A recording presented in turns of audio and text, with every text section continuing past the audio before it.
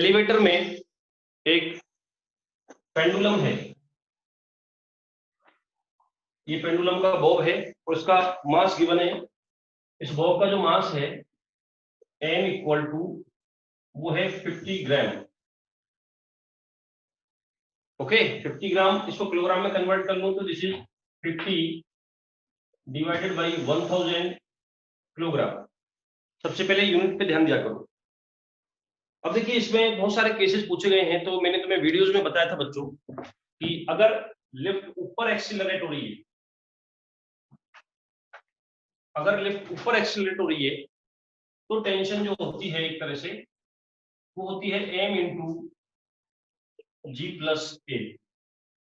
अगर लिफ्ट ऊपर एक्सीलरेट हो रही है, अगर लिफ्ट कांस्टेंट वेलोसिटी से यानी एक्सीलरेशन अगर जीरो है, अगर एक्सीलरेशन जीरो है तो टेंशन सीधी mg के इक्वल होती है, आई टोल्ड यू। और अगर लिफ्ट नीचे की तरफ एक्सीलरेट हो रही है तो फिर टेंशन होती है m इंटू जी माइनस ए। ये तीन रिजल्ट मैंने तुम्हें बताए थे। अगर ऊपर एक्सीलरेट होगी तो m इंटू जी प्लस है, अगर एक्सीलरेशन जीरो है तो टेंशन होगी mg, और अगर नीचे एक्सीलरेट हो रही है तो m into ji minus A. Now let us see one by one. Option A, पहला इसका केस क्या है, goes up with acceleration 1.2 meter पर सेकंड स्क्वायर। उसमें क्या होगा, ये वाला फॉर्मूला लगा देना। मास तुम्हें पता ही है 50/1000, तो मास की वैल्यू पुट करके g 10 होता है और एक्सीलरेशन इसका 1.2 गिवन है। तो ए पार्ट में पहला फॉर्मूला लगेगा। B part, go up with declaration of 1 point in lift ऊपर तो जा रही है, समझना। बी पार्ट क्या है, लिफ्ट ऊपर जा रही है, गोज अप मतलब वेलोसिटी ऊपर है और लिफ्ट रिटार्ड हो रही है, डिक्लेरेशन दे रखा है। इसका मतलब बताओ इसका एक्सीलरेशन कितना होगा, एक्सीलरेशन डाउनवर्ड होगा। एक क्वेश्चन भी मैंने तो वीडियो में कराया था, अगर ये ऊपर जा रही है और डिक्लेरेशन हो रहा है यानी कि रिटार्ड हो रही है लिफ्ट, तो इसका मतलब उसका एक्सीलरेशन नीचे है, इसलिए फिर हम ये फॉर्मूला लगाएंगे। तो एक्सीलरेशन अगर नीचे है तो टेंशन होगी m इंटू जी माइनस ए। थर्ड है goes up with uniform velocity. बताओ यूनिफॉर्म वेलोसिटी अगर है, अगर इसकी यूनिफॉर्म वेलोसिटी है तो एक्सीलरेशन जीरो है, और अगर एक्सीलरेशन जीरो है तो फिर टेंशन का इक्वल होगा, बताओ mg के इक्वल करना है बस। ओके, सी पार्ट हो गया। डी पार्ट क्या है, goes down with acceleration 1.2 meter. Lift नीचे जा रही है और एक्सीलरेशन भी नीचे ही है इसका, गोज डाउन विद एक्सीलरेशन, तो फिर फॉर्मूला आएगा m into ji minus A. ठीक है, उसके बाद इसका जो ई पार्ट है, goes down with declaration of 1.2 meter पर सेकंड स्क्वायर, नीचे जा रही है और डिक्लेरेशन इसका हो रहा है, रिटार्ड हो रही है। तो अगर वेलोसिटी नीचे है और लिफ्ट रिटार्ड हो रही है तो एक्सीलरेशन कितना होगा इसका, ऊपर की तरफ होगा। क्लियर, एक्सीलरेशन अपवर्ड्स होगा, और एक्सीलरेशन अगर अपवर्ड्स है तो फिर इसका टेंशन जो होगा that will be m into g plus एक इक्वल। Is it clear? तो सारी वैल्यूज पुट करके तुम ये आंसर फाइंड आउट कर सकते हो। आई होप कौन कौन से केस में कौन सा फॉर्मूला लगाना है। m तुम्हें गिवन है, m की वैल्यू ये रही, g हम जानते हैं, g की वैल्यू इसमें अपने को नहीं रखी, 10 मान लेंगे अपन, 10 मान लो, और एक्सीलरेशन 1.2 है, तो जिस केस में जो फॉर्मूला लग रहा है वो अपन अप्लाई करेंगे। ओके बच्चों, चलो ये हो गया क्वेश्चन नंबर 14।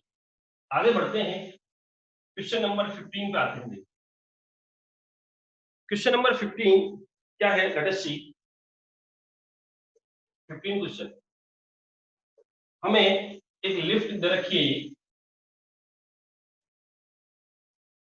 ओके, और इस लिफ्ट में एक स्प्रिंग बैलेंस है, ये एक स्प्रिंग बैलेंस है।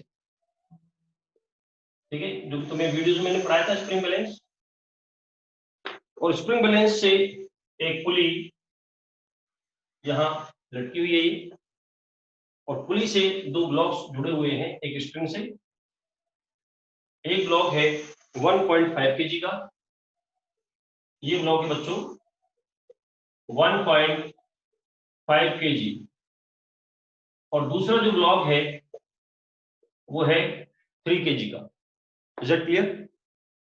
तो हमें बताना है the true weight of the person and the magnitude, sorry ये था ये क्वेश्चन नंबर 16 कर लेते, मैंने डायग्राम बना दिया है 16 क्वेश्चंस का, ये डायग्राम बना दिया, तो पहले 16 कर लेते हैं, अभी 15 भी कराऊंगा ना।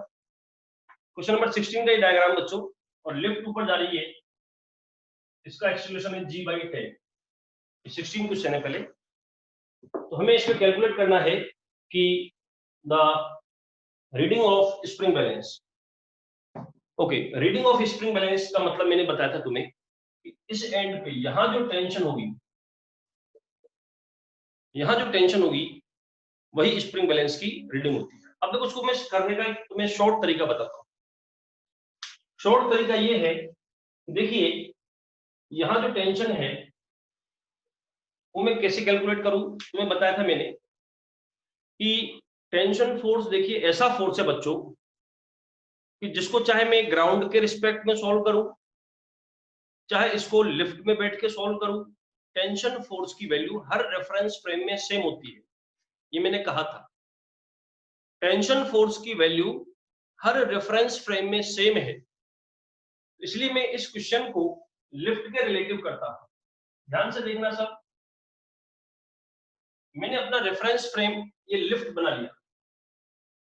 अब जब मैं लिफ्ट में खड़ा होऊंगा, इस केस में क्या होगा कि लिफ्ट के रिलेटिव ये स्प्रिंग बैलेंस मुझे रेस्ट पे नजर आएगा, क्योंकि लिफ्ट में अपन खड़े हुए हैं। स्प्रिंग बैलेंस भी g/10 से ऊपर जा रहा है, और तुम भी g/10 से ऊपर जा रहे हो, लिफ्ट में खड़े हो ना, तो तुम्हारे रिलेटिव ये पुली और स्प्रिंग बैलेंस तुम्हें रेस्ट पे नजर आएगा। तो हम एक काम करते हैं, लिफ्ट में खड़े होकर के और इसका एफबीडी बनाए। लिफ्ट में खड़े होकर जब हम एफबीडी बनाएंगे, जरा देखना, तो अब पुली तो आ गई रेस्ट पे, पुली रेस्ट पे आ गई, और पुली अगर रेस्ट पे है, ध्यान देना, पुली अगर रेस्ट पे है, फिर इस केस में ये ब्लॉक अगर ए एक्सीलरेशन से नीचे जा रहा है, तो डेफिनेटली ये ब्लॉक भी ए एक्सीलरेशन से ऊपर जाएगा। मैं लिफ्ट के रिलेटिव बात कर रहा हूं, लिफ्ट के रिलेटिव स्प्रिंग बैलेंस और ये पुली रेस्ट पे है, क्योंकि स्प्रिंग बैलेंस लिफ्ट से जुड़ा हुआ था और पुली स्प्रिंग बैलेंस से जुड़ रही है, तो इनका एक्सीलरेशन g/10 था, और तुम लिफ्ट में खड़े हो तो तुम्हारे रिलेटिव ये रेस्ट पे आ गए। ध्यान से देखना, अच्छा क्वेश्चन। तो अब जब पुली रेस्ट पे आ गई, तो ये ब्लॉक जितने एक्सीलरेशन से नीचे जाएगा उतने ही एक्सीलरेशन से ये ब्लॉक ऊपर की तरफ मूव करेगा। तो चलो मैं इक्वेशन बनाता हूं, यहां पे इसका एफबीडी बनाया, ये है 1.5 kg, इस पे नीचे फोर्स लगेगा mg, mg कितना होगा तो 50 न्यूटन। ध्यान से देखना, ऊपर होगी टेंशन T, यहाँ T मान ली मैंने टेंशन स्ट्रिंग में, T प्लस ये तो फोर्स लग रहे हैं, प्लस शूडो फोर्स लगाना पड़ेगा। शूडो फोर्स लगाना पड़ेगा क्योंकि तुम जहां खड़े हो वो रेफरेंस फ्रेम एक्सीलरेट हो रहा है, तुम नॉन इनर्शियल रेफरेंस फ्रेम में, तो शूडो फोर्स लगाना पड़ेगा बच्चों। तो शूडो फोर्स होगा कितना, इस ब्लॉक का मास और हमारा रेफरेंस फ्रेम का एक्सीलरेशन, तो इसका मास कितना है 1.5 इनटू हमारे रेफरेंस फ्रेम का acceleration g/10। Are you getting this? और g की वैल्यू भी 10 होती है, तो 10/10 लिख लो, ठीक है। तो बच्चों शूडो फोर्स आ गया देखो 1.5 न्यूटन, तो इधर मैंने एक शूडो फोर्स लगा दिया, लेट दिस इज 1.5 न्यूटन। इसी तरह मैं 3 kg वाले ब्लॉक का एफबीडी बनाऊं, ध्यान से देखना, 3 kg वाले ब्लॉक का एफबीडी बनाऊं, तो इस पर टेंशन T ऊपर होगी, टेंशन T ऊपर है, नीचे इस पे mg लगेगा, जो फोर्स रिलेटिव में लग रहे हैं वो तो लगाओ, साथ में एक शूडो फोर्स भी लगाना पड़ेगा। इस पे है 30, ओके, और शूडो फोर्स को मत भूल जाना, शूडो फोर्स नीचे होगा कितना, इस ब्लॉक का मास और हमारे रेफरेंस फ्रेम का एक्सीलरेशन। दोबारा देखो तो 3 इंटू 10/10 g/10, इस ब्लॉक का मास इंटू हमारे रेफरेंस फ्रेम का एक्सीलरेशन, ये कैंसिल हो गया, तो ये आ गया 3, ठीक है। अब देखो इक्वेशन बनाओ, बताओ इसको नीचे जाने की इक्वेशन बनाओ, ये ब्लॉक तो ऊपर जा रहा है और ये ब्लॉक नीचे जा रहा है, इक्वेशन बनाओ। तो देखो 33 माइनस टी, ध्यान से देखना, 33 नीचे है, टी ऊपर है, 33 minus T equal to 3a, agree? F equal to m a, downwards direction, और ये जा रहा है अपवर्ड्स, तो T माइनस ये 15 और 1.5, तो 16.5 इक्वल टू क्या आएगा बताओ, 1.5 इंटू 8। क्वेश्चन में ध्यान रहना चाहिए, हमें निकालना क्या है, उसी पे काम करेंगे। क्वेश्चन में मुझे यहाँ टेंशन निकालनी थी, तो यहाँ टेंशन अगर T है और यहाँ T है तो यहाँ 2T हमारा आंसर होगा। यहाँ मैंने टेंशन T एज्यूम किया तो 2T यहाँ होगा।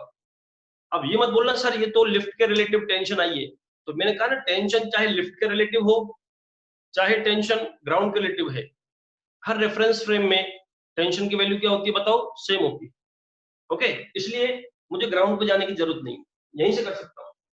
तो ये दो इक्वेशन है बच्चों, इन दोनों इक्वेशंस को सॉल्व करके T निकालो।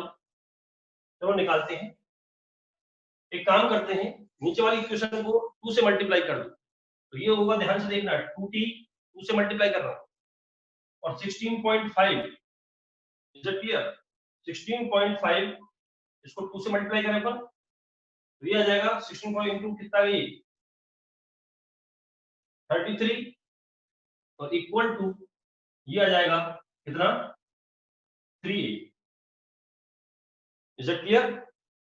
अब इसके बाद अगर मैं इसमें दोनों 3A की वैल्यू है, ये दोनों को कंपेयर कर दूं, ये भी 3 और ये भी 3, तो क्या आएगा, बहुत सारे तरीके हो सकते हैं सॉल्व करने के, it is not the unique one.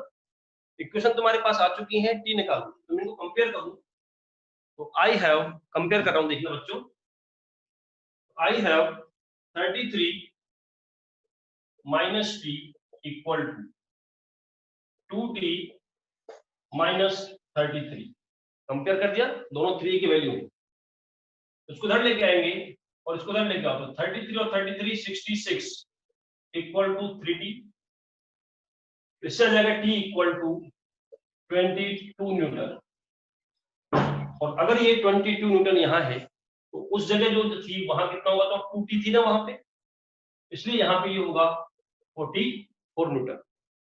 तो यहाँ जो टेंशन होगी वो उसमें 44 न्यूटन के लीजिए, लेकिन आंसर अगर किलोग्राम में चाहते हो तो दैट विल बी 44, मैंने कहा था स्प्रिंग बैलेंस।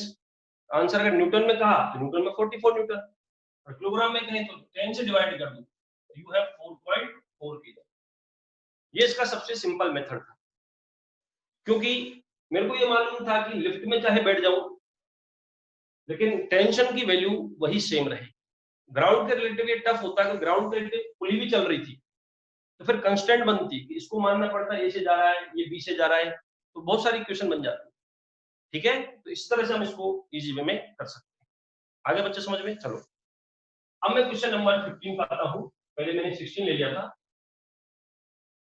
क्वेश्चन नंबर 15 अपन डिस्कस करते हैं बच्चों। क्या क्वेश्चन है, लेट अस सी। क्वेश्चन है कि person is standing on a weighing machine, weighing machine का क्वेश्चन है। Elevator start going up with some acceleration, पहले एलिवेटर एक्सीलरेट होती है और उसके बाद कुछ देर तक कांस्टेंट वेलोसिटी से चलती है और उसके बाद रिटार्ड होके रुक जाती है। उसमें दे रखा है कि जो मैक्सिमम रीडिंग आई, एलिवेटर में एक वेइंग मशीन रखी हुई है, उसकी जो मैक्सिमम रीडिंग थी वो थी 72 किलोग्राम।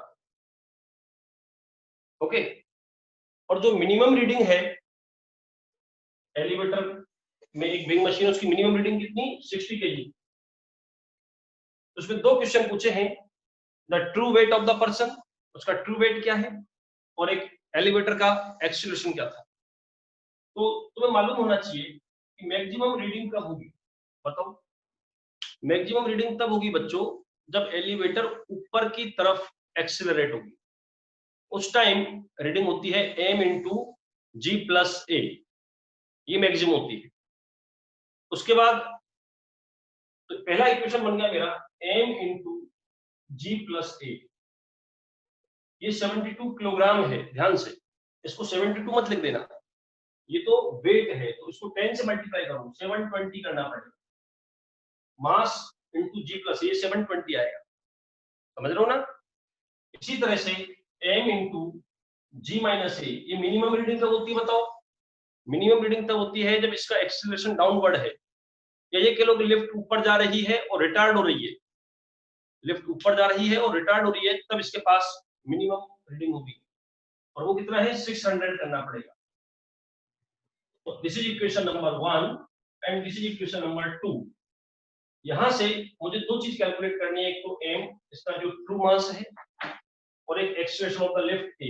ये दो चीजें तो मैं डिवाइड करता हूं बच्चों, देखो कैलकुलेशन करें। डिवाइड जब करोगे तो g plus a divided by g minus a equal to 0 से 0 कैंसिल होगा, और 72 डिवाइडेड बाई 60, इसको 12 से अपन कैंसिल करें तो 12 6 जा 72, 12 5 जा 60, और अब क्रॉस मल्टीप्लाई करें तो क्या आएगा बताओ हमारे पास 5g plus 5a, cross multiply कर रहा हूं 5g plus 5a equal to 6g minus 6a। आ रहा है सबके समझ में? अब यहां से यू विल सी कि इसको उधर लेके आए तो you have 11a equal to g, इसको उधर लेके आए 11a और इधर जाएगा तो 6g माइनस 5, ठीक है।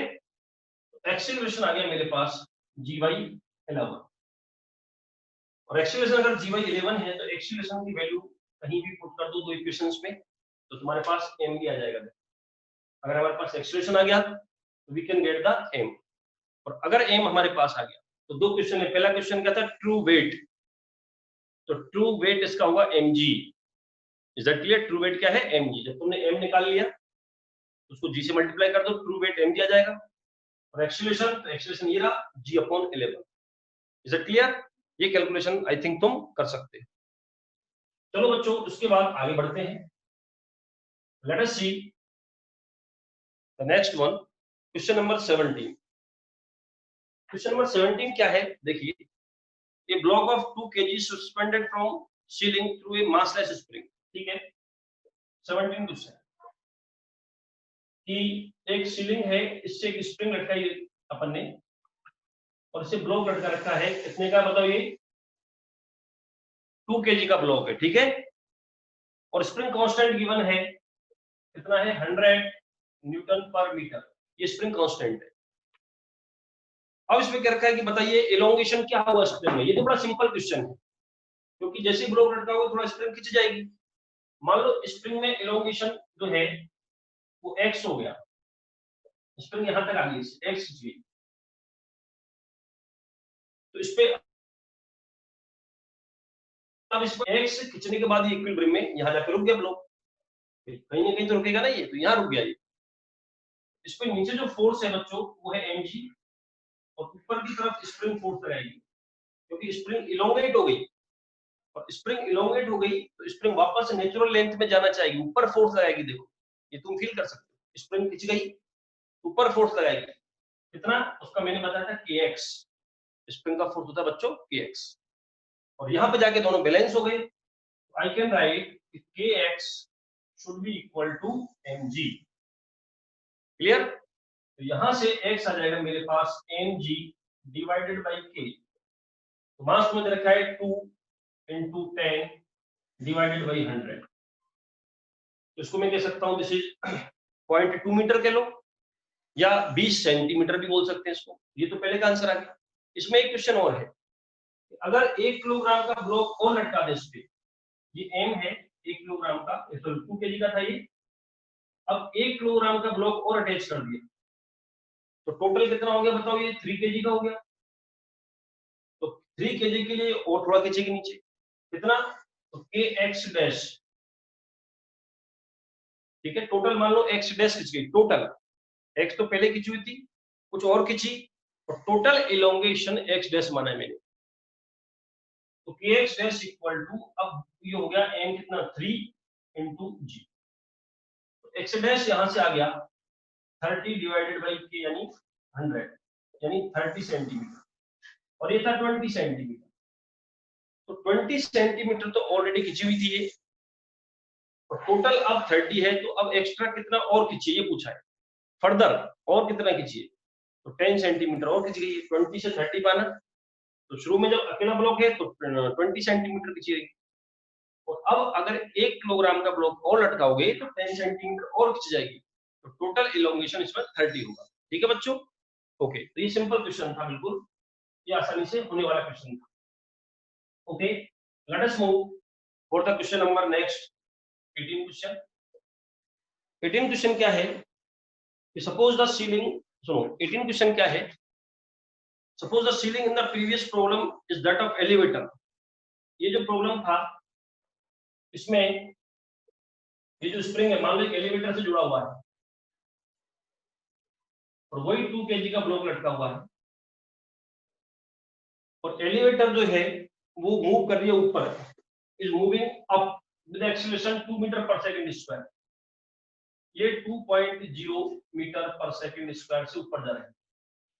तो अब पूछा इसमें कि बताइए कि व्हाट इज द इलोंगेशन।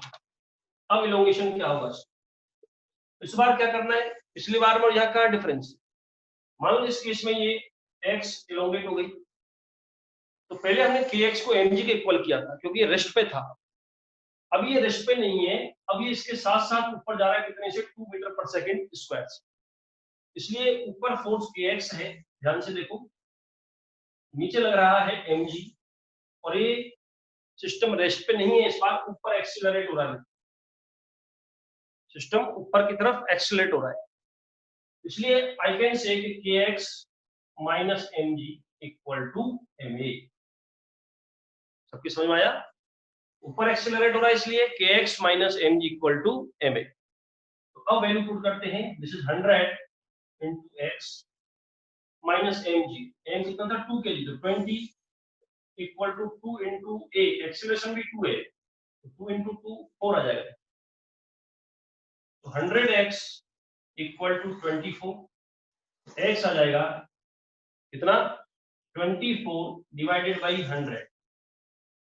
ये मीटर में है और सेंटीमीटर में तो होता है जैसे सिंपल 24 सेंटीमीटर, ये तो आंसर मीटर में है और सेंटीमीटर में कहना चाहते हो तो 100 से मल्टीप्लाई कर दो, तो you have 24 centimetre. It was also simple question.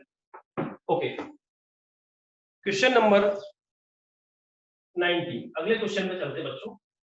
19th question, late us C question number 19। ठीक है, क्या क्वेश्चन है ध्यान से देखना।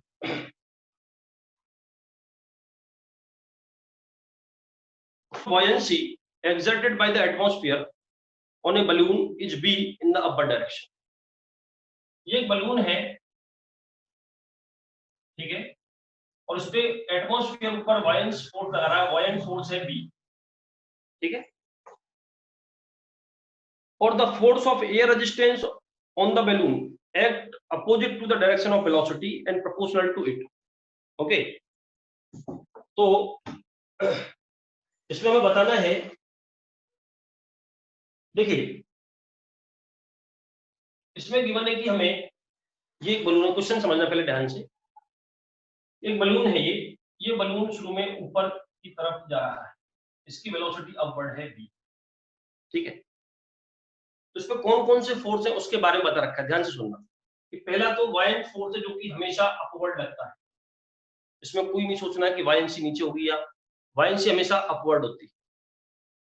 ओके, इस पे जो इसका मास m है तो नीचे mg भी लगेगा, नो डाउट mg भी लगेगा, ग्राउंड लगाएगी इस पे। एक और एक्स्ट्रा फोर्स है कि एयर इस पे एक रेजिस्टिव फोर्स लगा रही है, एयर में होता हुआ जब चलेगा तो एयर इस पे एक रेजिस्टिव फोर्स लगा रही है और वो दे रखा है कि वो जो रेजिस्टिव फोर्स है वो इसकी वेलोसिटी के यानी F रेजिस्टिव, R मतलब F रेजिस्टिव फोर्स, वो प्रोपोर्शनल टू इसकी वेलोसिटी है। ये क्वेश्चन में गिवन है बच्चों, F resistive proportional to velocity. तो प्रोपोर्शनलिटी हटाऊं मैं तो मैं कह दूं कि रेजिस्टिव फोर्स मान लो K into V, resistive force मान लो KB, और किधर लगता है वेलोसिटी के अपोजिट, ये दे रखा है, रेजिस्टिव फोर्स हमेशा वेलोसिटी के अपोजिट। तो जब ये बलून ऊपर जा रहा है और रेजिस्टिव फोर्स भी इस पे नीचे लग रहा है, कितना KB, ये तीन फोर्स है बच्चों, और दे रखा है कि बैलून एक कांस्टेंट वेलोसिटी से उड़ रहा है। तो सोचो अगर बैलून की वेलोसिटी कांस्टेंट है, अगर बैलून की वेलोसिटी कांस्टेंट है इसका मतलब फोर्स बैलेंस हो रहे हैं, एक्सीलरेशन जीरो है, तो मेरी पहली इक्वेशन होगी B equal to kV plus mg। You can see this, upward force और डाउनवर्ड फोर्स बैलेंस किए अपन, यहां तक समझ में आ गया। अब क्या कर रहा है दूसरे केस में कि हम इस बैलून में से कुछ मास अलग कर देते हैं। तो वो अलग जो मास किया है वो m डैश मान लिया मैंने, और ऐसा करने से क्या हुआ, कुछ मास अलग किया, ऐसा करने से जो शुरू में था, सॉरी ये शुरू में जो बैलून है, एक मिनट, मेरी मास m फाउंड, हाँ शुरू में नीचे जा रहा है, सॉरी शुरू में बैलून नीचे गिर रहा है। ओके, तो ये केवी को मैं ऊपर लगाऊंगा, बाएं से ऊपर होगी, mg नीचे ही है, शुरू में नीचे गिर रहा है ये, इसलिए एयर इस पे ऊपर फोर्स लगाएगा, केवी है। तो इक्वेशन थोड़ा चेंज हो गया है, ध्यान से देखो। तो शुरू में होगा B plus KV equal to mg, ये इक्वेशन 1, ठीक है बच्चों। अब क्या किया, दूसरी इक्वेशन पे मैं बता रहा था कि इसमें से कुछ मास हमने रिमूव किया, मान लो m डैश मास रिमूव किया अपन ने। अब क्या होगा, नीचे जो फोर्स होगा that will be m minus m dash into g। m dash mass हटा दिया अपन ने, इसमें से फेंक दिया बाहर, तो अब इसका मास क्या बच गया बताओ, m minus m dash into g, ये डाउनवर्ड्स होगा। वाइड फोर्स हमेशा ऊपर लगेगा, इसमें दे रखा है वाइड फोर्स हमेशा ऊपर है। और अब ये क्या हुआ, इस मास कम होने की वजह से ये ऊपर उड़ना स्टार्ट कर देता है, बलून ऊपर चलने लग गया, और उसी वेलोसिटी से जब ऊपर चलेगा तो इसलिए अब रेजिस्टिव फोर्स नीचे लगेगा। बलून में दे रखा है कि इसने ऊपर उड़ना स्टार्ट कर दिया उसी वेलोसिटी से, तो जब ऊपर उड़ेगा तो इस पे जो रेजिस्टिव फोर्स है वो नीचे लग जाएगा, और एक बार फिर कांस्टेंट वेलोसिटी से ऊपर जा रहा है, तो वेलोसिटी अगर कांस्टेंट है तो एक बार फिर फोर्स बैलेंस करो तो क्या इक्वेशन बनेगी बताओ। Now it will be V equal to KV plus m minus m dash into g। Okay, तो यहां से kv की वैल्यू मैं रख दूं, यहां से देखो b को इधर लेके आओ, तो kv की वैल्यू मुझे मिल जाएगी, क्या मिलेगी kv की वैल्यू, जरा देखो कि kv इक्वल टू क्या मिलेगा बोलो, mg माइनस b को मैंने इधर ट्रांसफर किया तो kv की वैल्यू आ गई मेरे पास। तो चलो पुट करें, यहां इस इक्वेशन में पुट करते हैं ना, तो क्या आएगा b इक्वल टू, ध्यान से देखो b इक्वल टू, इस kv की वैल्यू पुट करें, kv की वैल्यू क्या बताओ, mg minus b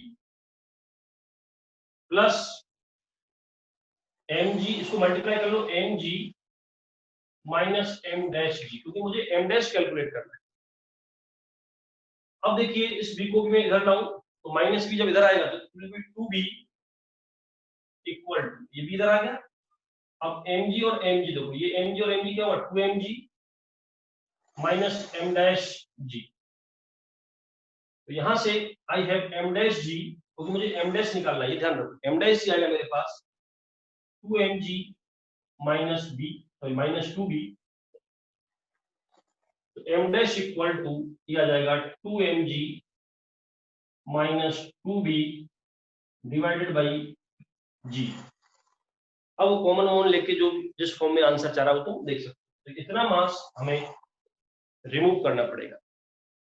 is it clear to everyone? तो यहाँ पे थोड़ा सोचना था, ये थोड़ा अच्छा क्वेश्चन है, और ऐसे क्वेश्चन तुम्हें कई बार शीट बीट में भी देखने को मिलेंगे।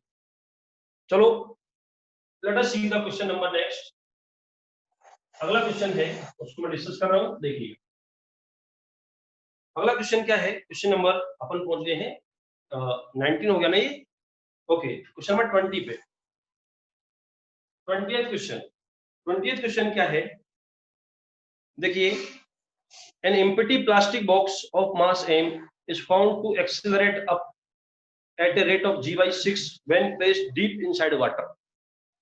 पानी के अंदर एक प्लास्टिक बॉक्स है, अब पानी के अंदर देने के पीछे इनका क्या मकसद है, भाई पानी के अंदर बॉक्स रखा हुआ, इसका क्या मोटिव रहा होगा कि वही वाइंड फोर्स लगाना चाह रहे हैं। ओके, तो इसमें रखा है कि empty plastic box of mass m, तो इसमें फोर्स लगाओ, कौन कौन से नीचे लगेगा, क्या mg, mg डाउनवर्ड्स, और वाइंड फोर्स b होगा अपवर्ड्स। और दे रखा है कि ये शुरू में g/6 से एक्सेलरेट हो रहा है ये अप, ऊपर की तरफ इसका एक्सेलरेशन कितना है, ऊपर की तरफ acceleration g/6। Is it clear? तो चलो पहली इक्वेशन क्या बनेगी बताओ। अब यहाँ एयर रेजिस्टेंस या पानी का रेजिस्टेंस नहीं मानना है क्योंकि दे नहीं रखा अपने को। तो ऊपर की तरफ एक्सीलरेट हो रहा है, बोलो इक्वेशन। तो बी माइनस एम जी, ये तो गया F equal to m a, इसका मास एम है और एक्सीलरेशन g/6। यहां से मेरे पास वाई की वैल्यू आ जाएगी, इस एम जी को उधर ले जाऊंगा तो क्या आएगा, दिस इज एम g/6 और प्लस ये एम जी इधर प्लस हो के आ जाएगा। तो दोनों को ऐड करता हूं, आई हैव 7 mg/6, ये मेरे पास वाई फोर्स की वैल्यू आ गई। अब ये क्या कर रहा है कि बताइए, क्वेश्चन को आगे पढ़ो बच्चों ध्यान से, कि इसके अंदर हमने कुछ सैंड भर दिया। कितना सैंड भरा इसके अंदर उसका मास बताना है। कुछ मिट्टी भर दी इसके अंदर ऐसे, तो कितनी मिट्टी इसके अंदर भर दें कि अब ये उसी एक्सीलरेशन से नीचे गिरना शुरू कर दे, g/6 से नीचे गिरे। मान लो हमने m डैश मास इसमें और ऐड कर दिया, इसमें m डैश मास की और मिट्टी या रेत भर दी, तो नीचे जो फोर्स होगा that is m plus m dash into g हो गया इस बार देखो, क्योंकि m तो पहले ही था उसका मास, ठीक है। और अब m डैश और हमने ऐड कर दिया तो टोटल हो गया m plus m dash into g, और नीचे की तरफ एक्सीलरेट कर रहा है ये g/6 से। तो चलो सॉल्व करते हैं इस बार। तो मेरे पास इक्वेशन क्या बताओ, m plus m dash into जी माइनस बी, क्योंकि इस बार नीचे एक्सीलरेट कर रहा है ना, तो जिधर एक्सीलरेशन हो उधर ही हम f इक्वल टू m लगाते हैं। तो नीचे एक्सीलरेट कर रहा है तो m plus m dash into ji minus b equal to, कई बच्चे यहाँ गलती कर जाते हैं, ma कर देते हैं, मास m प्लस m डैश है, m plus m dash into a कितना है g/6, एग्री। और अब मेरे पास वाई फोर्स की वैल्यू है ये, वो मैं यहाँ पुट कर दूं 7 mg/6, और फिर इक्वेशन से तुम m डैश को कैलकुलेट कर सकते हो ना आसानी से। तो वाइड फोर्स की वैल्यू पुट करके और you have to calculate that m dash, तो वहां से m डैश की वैल्यू आ जाएगी। तो आई होप ये कैलकुलेशन तुम कर लोगे। ओके चलो बच्चों आगे बढ़ते हैं, ये क्वेश्चन नंबर 20 हुआ। Let us move for question number 21। 21st question देखिए। हाँ 21 क्वेश्चन क्या है देखिए, इसको पहले पढ़ो ध्यान से। एक पार्टिकल है, उस पार्टिकल का मास m, ओके इस पार्टिकल का मास m। अब इस पे दो फोर्स लग रहे हैं, एक तो डेफिनेटली mg लग रहा है डाउनवर्ड,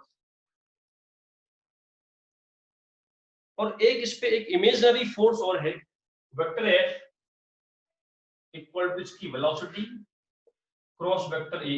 वेक्टर a कोई कांस्टेंट वेक्टर है, वेक्टर b तो वेलोसिटी है, और वेक्टर a कोई कांस्टेंट वेक्टर है। एक फोर्स तो ये f वेक्टर है और एक फोर्स हमारा mg है, ध्यान से देखना दो फोर्सेस। और क्वेश्चन दे रखा है कि दोनों फोर्सेस के इन्फ्लुएंस में, यानी दोनों फोर्स लग रहे हैं, फिर भी ये पार्टिकल अनडिफ्लेक्टेड, बिना इधर उधर झुके हुए सीधा चला जा रहा है।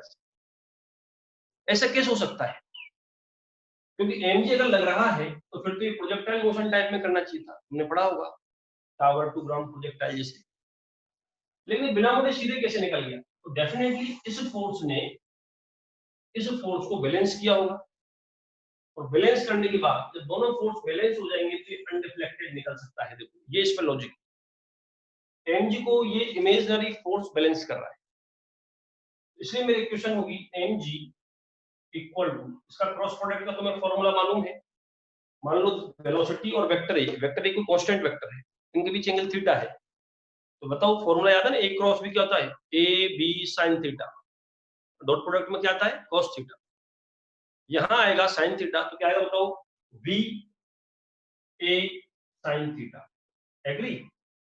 तो मैं यहां से वेलोसिटी निकालूं, वेलोसिटी क्या जाएगी mg divided by A sine theta, लेकिन इसने कहा है कि मिनिमम वेलोसिटी बताओ, वो मिनिमम वेलोसिटी कितनी होगी जिससे इसका अनडिफ्लेक्टेड होना पॉसिबल है। तो मिनिमम वेलोसिटी के लिए मिनिमम किसको करोगे बताओ।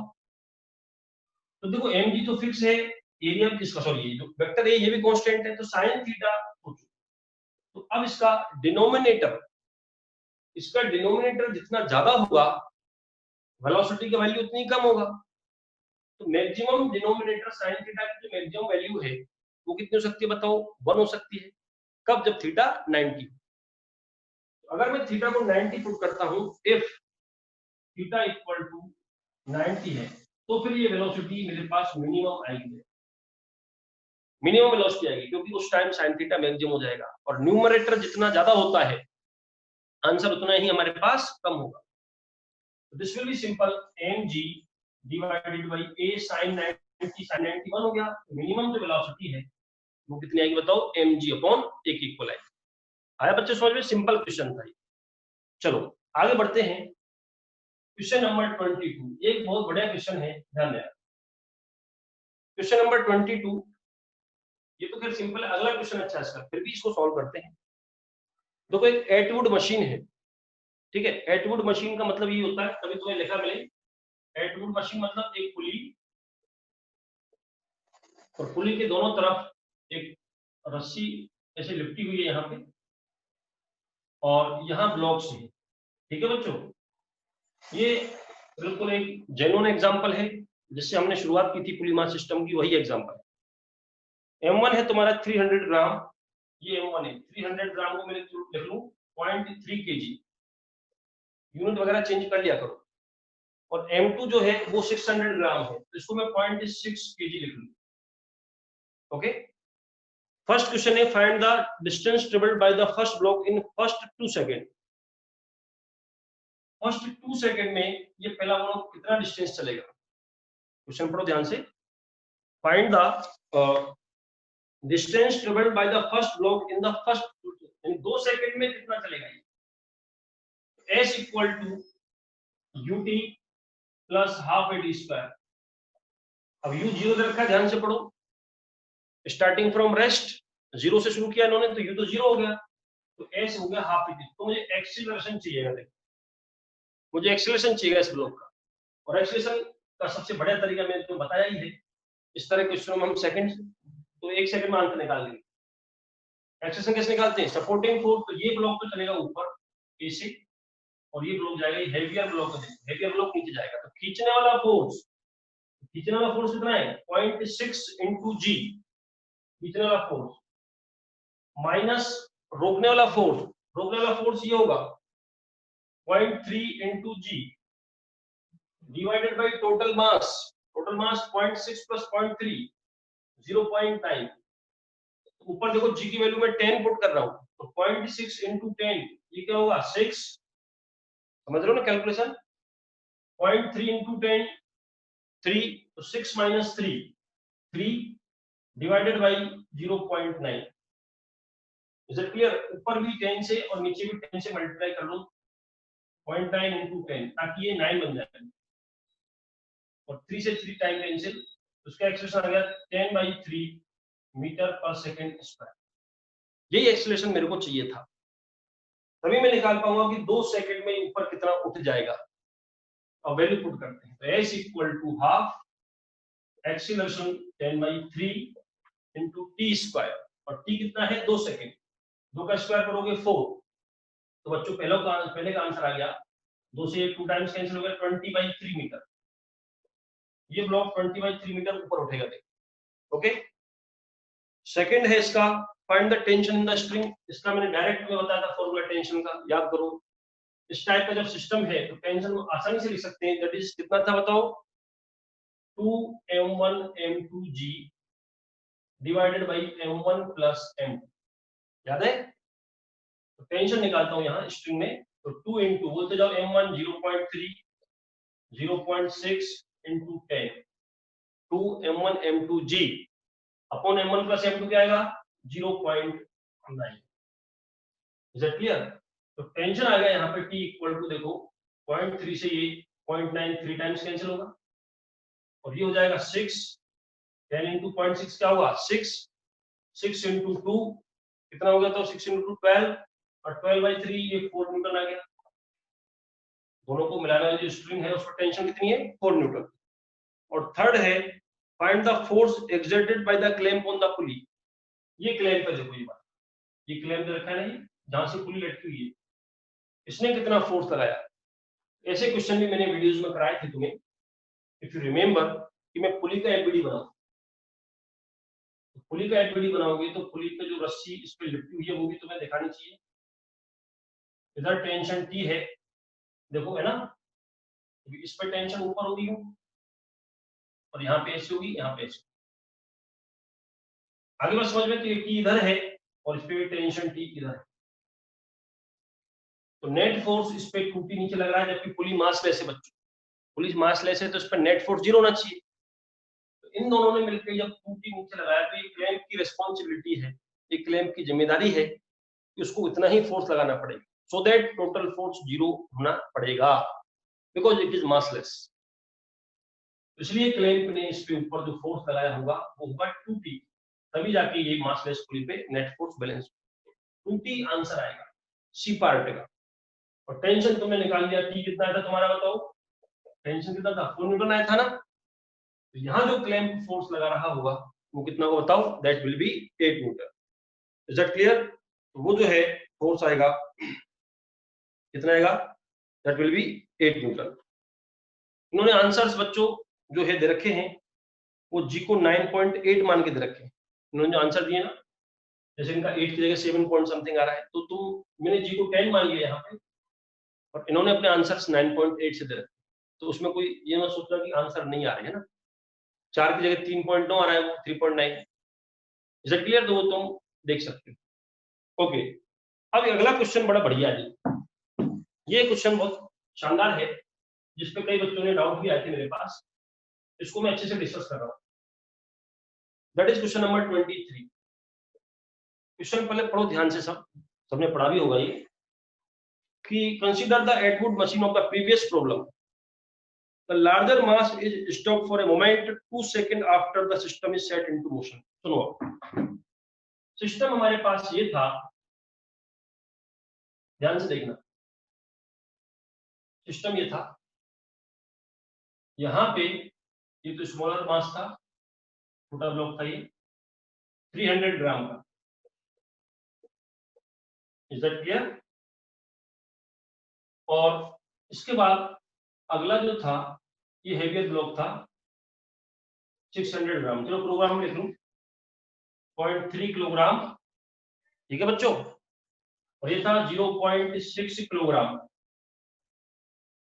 अब क्या हुआ, हमने इनको छोड़ा तो एक्सीलरेशन तुमने निकाला ही था, देखो एक्सीलरेशन आया था कि ये ऊपर जा रहा था कितने से, 10/3 से, और ये नीचे जा रहा था कितने से बताओ, ये नीचे जा रहा था 10/3 से। दोनों के एक्सीलरेशन भी हमने निकाले, 10/3 मीटर पर सेकंड इसका डाउनवर्ड्स, और इसका अपवर्ड्स कितना 10/3, ये था मीटर पर सेकंड स्क्वायर अपवर्ड्स का। ठीक है बच्चों, यहां तक अपन ने किया। अब सुनो, इस सिस्टम को छोड़ा और छोड़ते हुए जैसे 2 सेकंड हुए, तो 2 सेकंड तक तो ये चले, तो 2 सेकंड बाद में सिनेरियो देखूं, 2 सेकंड बाद इसके पास भी कुछ वेलोसिटी आ जाएगी, चलता गया चलता गया चलता गया, और 2 सेकंड बाद इसके पास भी कुछ वेलोसिटी होगी, और दोनों की वेलोसिटी सेम होगी, ये भी जरूरी है, जितनी वेलोसिटी से ये जाएगा उतनी से ये जाएगा। तो मैं ये भी कैलकुलेट कर लाता हूँ कि भाई 2 सेकंड बाद इनकी वेलोसिटी कितनी हो चुकी है। पहला स्टेप, 0 से छोड़ा तो 2 सेकंड तक चलते चलते इसके पास कितनी वेलोसिटी आ चुकी है, क्योंकि 2 सेकंड पे अब हम कुछ गड़बड़ करेंगे, देख, तो गड़बड़ करने से पहले इनकी वेलोसिटी निकाल लें, तो v equal to u plus a t, ध्यान से देखना, v equal to u plus a t. इसके पास जो वेलोसिटी है वो कितनी आ गई, u तो 0 था, रेस्ट से स्टार्ट हुए थे, एक्सीलरेशन तुमने निकाल लिया 10/3 इंटू t 2 सेकेंड, ओके, तो दोनों की वेलोसिटी देखो आ गई 20/3, यानी इस टाइम इसकी वेलोसिटी है ना, वेलोसिटी क्या होगी 20/3 मीटर पर सेकेंड अपवर्ड होगी, और इसकी जो वेलोसिटी है वो नीचे की तरफ वो होगी उतनी ही, कितनी 20/3 मीटर पर सेकेंड। और अब हमने क्या किया, सॉरी पर सेकेंड, मीटर पर सेकेंड, यहां तक कोई डाउट? तो 2 सेकेंड तक क्या हुआ कि ये ऊपर चलता गया, वो नीचे आता गया, और 2 सेकेंड पे इसकी वेलोसिटी 20/3 और इसकी वेलोसिटी 20/3 डाउनवर्ड्स थी, इसकी अपवर्ड थी, इसकी डाउनवर्ड्स थी। अब मैंने क्या किया, बाहरी ब्लॉक को थोड़ी देर के लिए पकड़ लिया और फिर अचानक छोड़ दिया। क्वेश्चन को पढ़ो ध्यान से, ये क्या रखा है कि हेवियर ब्लॉक जो है वो एक इंस्टेंट के लिए यहाँ हाथ लगा के इसको रोक दिया अपन ने। तो बच्चों जैसे इसको रोकोगे, ध्यान देना, जैसे ही इसको रोकोगे ये तो चल रहा है, ये तो चल रहा है और इसको तुमने रोक दिया। अब क्या हुआ, स्ट्रिंग स्लैक हो जाएगी, कोई कि नहीं होता, ये तो ऊपर आ रहा है और जितनी वेलोसिटी से ऊपर आ रहा है उतनी से अगर नीचे आता तो कोई दिक्कत नहीं थी, तुमने इसको पकड़ लिया बिल्कुल एक इंस्टेंट के लिए, इसको पकड़ के और उसी टाइम में क्या होगा, स्ट्रिंग स्लैक हो जाएगी। अब जब स्ट्रिंग स्लैक होगी तो दिक्कत क्या होगी पता है, स्ट्रिंग स्लैक होने का मतलब है टेंशन जीरो होगी, और टेंशन अगर जीरो हो गई तो अब इस ब्लॉक पे केवल एक फोर्स लगेगा नीचे की तरफ, कौन सा, mg, जो कि 3 है। और इसी तरह से यहाँ भी स्ट्रिंग स्लैक है, वो तो पूरी स्लैक होगी, और यहाँ टेंशन जीरो हो गई तो यहाँ भी जीरो होगी, इसलिए इस पे भी केवल एक फोर्स रहेगा नीचे की तरफ, कौन सा फोर्स रहेगा बताओ, केवल mg। यानी एक तरह से सोच सकते हो बच्चों, दोनों के पास केवल ग्रेविटी फ्री फॉल है, यानी कि इस पे केवल mg फोर्स लग रहा है, टेंशन खत्म हो चुकी है, और केवल अगर mg फोर्स है तो इसका एक्सीलरेशन भी नीचे g होगा, एक्सीलरेशन, वेलोसिटी तो अभी भी ऊपर है, वेलोसिटी अभी भी ऊपर, ध्यान देना, एक्सीलरेशन जीरो। इसके साथ तो क्या हुआ पता है, ध्यान से देखना, इसके साथ क्या हुआ, इसकी वेलोसिटी ऊपर हो गई 20/3 मीटर पर सेकंड की, और एक्सीलरेशन नीचे लग गया g, क्योंकि केवल एक फोर्स लग रहा है mg, और इक्वल टू ma करोगे तो नीचे g है, और इसकी इनिशियल वेलोसिटी जीरो होगी, तुमने इसको रोक दिया, इसकी वेलोसिटी जीरो और इस पे एक्सीलरेशन लग रहा है कितना, g। यहां तक कोई डाउट बताओ, इसकी वेलोसिटी तुमने रोक दिया तो वेलोसिटी इसकी जीरो हो गई, लेकिन एक्सीलरेशन इसके पास भी g है, और इसकी वेलोसिटी इसके पास 20/3 थी और एक्सीलरेशन g है। अब क्या हो, कितनी देर बाद रस्सी फिर टाइट होगी, तो देखो टाइट होने का मतलब क्या है, अब इसमें क्या कंस्ट्रेंट होगी, मान लो यहां से t टाइम बाद रस्सी फिर टाइट होती है, इस इंस्टेंट हमने इसको रोका, रोकने के बाद छोड़ दिया, तुरंत रोका तुरंत छोड़ दिया, तो इस इवेंट के मान लो t सेकंड बाद स्ट्रिंग फिर से टाइट होगी। अब वो टाइट फिर से कैसे होगी, वो ऐसे होगी कि टी टाइम में जितना ब्लॉक ये ऊपर जा रहा है, यानी इसका डिस्टेंस ऊपर जाने का और इसका डिस्टेंस नीचे आने का, जब ये बराबर होंगे, यानी जितनी स्ट्रिंग यहां से सेलेक्ट हो रही है उतनी अगर खिंच जाएगी इधर, ऐसा जब हो जाएगा तब वापस से स्ट्रिंग टाइट हो जाएगी। समझ में आई बात, कि जब ये स्ट्रिंग जो सिलेक्ट हो रही है ना, तो ये तो जल्दी जल्दी सिलेक्ट होगी शुरू में, इसकी वेलोसिटी धीरे धीरे बढ़ेगी, तो लेकिन बढ़ता चला जाएगा इसकी वेलोसिटी, और इसकी घटती जाएगी।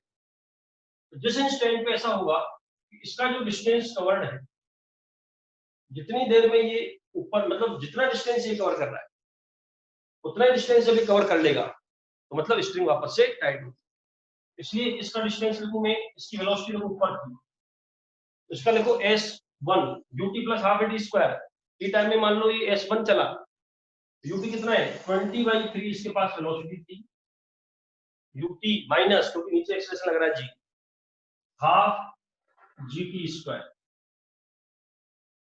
समझे, और इक्वल टू जब इसका डिस्टेंस ये कितना आएगा टी टाइम में बताओ, ut तो इसका जीरो हो गया, तो क्या आएगा हाफ ut जीरो प्लस इसको सपोर्ट कर रहा है हाफ gt स्क्वायर। ऐसा जब होगा उसी टाइम स्ट्रिंग वापस ले, सॉरी वो टाइट हो जाएगी।